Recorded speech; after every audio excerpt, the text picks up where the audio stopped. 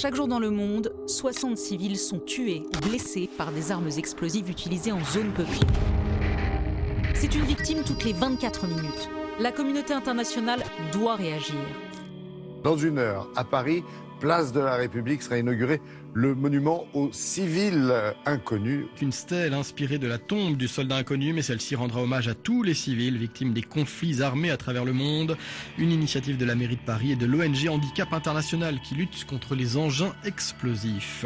Le civil inconnu, ce sont ces 60 civils tués quotidiennement ou blessés par des armes explosives. C'est pour tous ces civils, toutes qui apparaissent derrière des statistiques, que nous rendons hommage aujourd'hui. Le champ de bataille, c'est l'endroit où les gens vivent, travaillent, vont à l'école. Les chiffres parlent d'eux-mêmes. En 14-18, les civils, c'était 15% des victimes. En 39-45, 45%.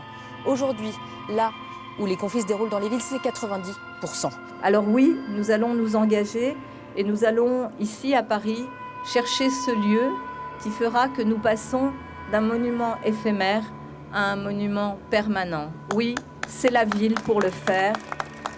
Mais c'est aussi un appel à tous les maires de France et du monde pour qu'ils décident d'installer dans leur ville un monument aux civils inconnus pour rendre hommage à tous ces civils qui ont souffert de la guerre et qui souffrent encore de la guerre.